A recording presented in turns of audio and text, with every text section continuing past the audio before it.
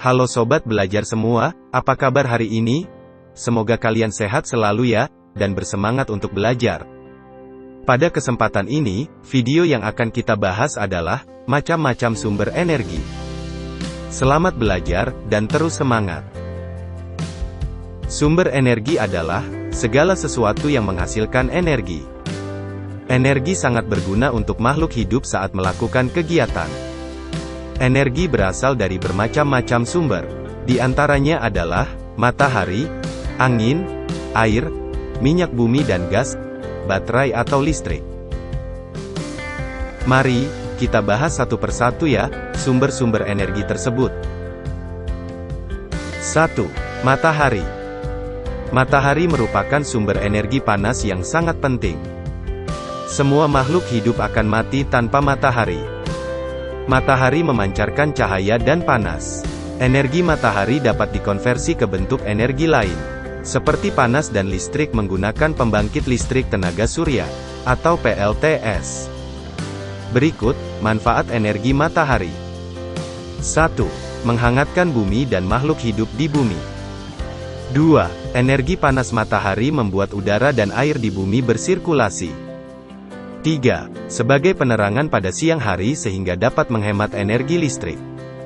4. Panas matahari digunakan untuk mengeringkan pakaian dan barang cucian lainnya. 5. Berjemur di bawah sinar matahari secara teratur membantu tubuh mendapatkan vitamin D yang cukup. Berikutnya, energi angin. Energi angin adalah energi yang dihasilkan udara dan berhembus di permukaan bumi. Angin muncul akibat adanya perbedaan temperatur dan tekanan udara dari satu tempat ke tempat lainnya. Energi angin bisa diubah jadi mekanik dengan tujuan menghasilkan usaha. Berikut, manfaat energi angin. Antara lain yaitu 1. Menggerakkan kincir angin dan turbin angin, sehingga dapat menghasilkan listrik. 2. Mendorong perahu layar agar dapat berjalan. 3. Membantu proses pengeringan pakaian.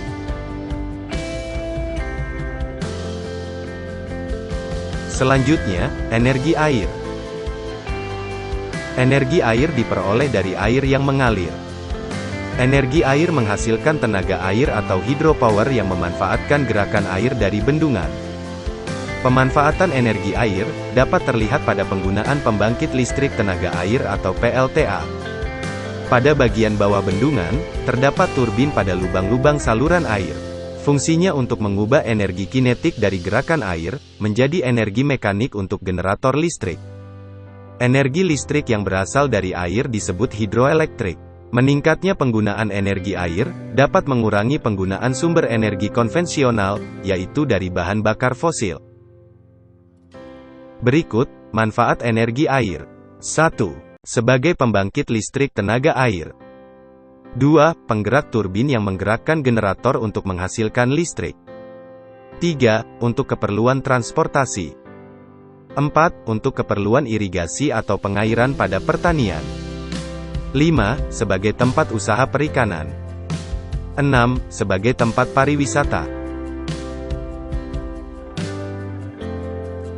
Selanjutnya, energi minyak bumi dan gas alam. Minyak bumi sering disebut dengan emas cair, karena nilainya yang sangat tinggi dalam peradaban modern.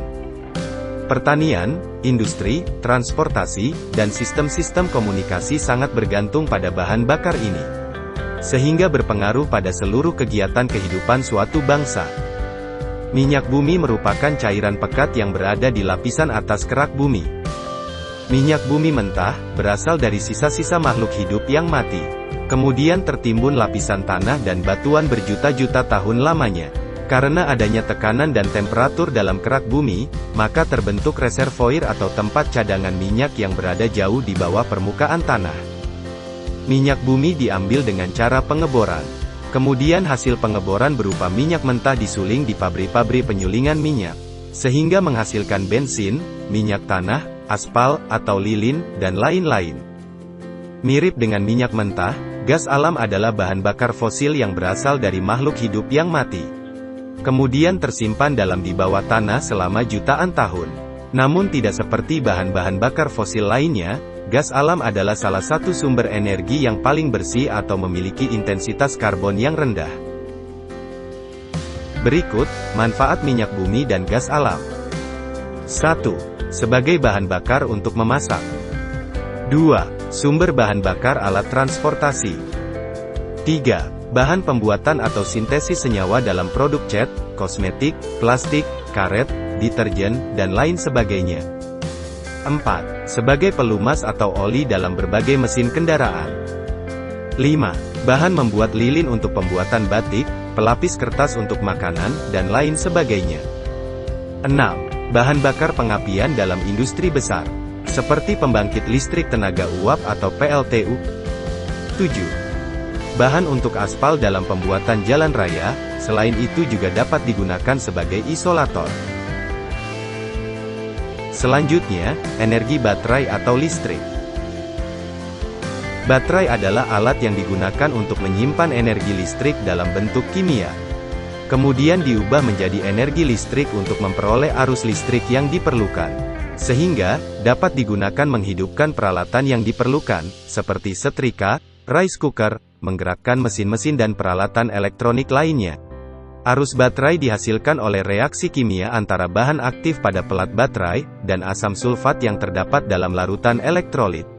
Baterai merupakan salah satu sumber energi listrik, yang sangat diandalkan untuk mengoperasikan peralatan elektronik yang bersifat portabel, atau dapat dibawa kemana-mana. Baterai digunakan pada hampir semua alat elektronik yang sifatnya mobile yang membutuhkan baterai sebagai sumber energi. Contohnya seperti HP, senter, drone, remote TV, power bank, motor listrik, mobil listrik, dan lain sebagainya. Demikian tadi, video pembelajaran tentang macam-macam sumber energi. Tentunya, masih banyak kekurangan dalam video ini. Silahkan komen positif di kolom komentar ya, dan jangan lupa like dan subscribe-nya. Terima kasih, salam sehat Indonesia, dan sampai ketemu pada video pembelajaran berikutnya.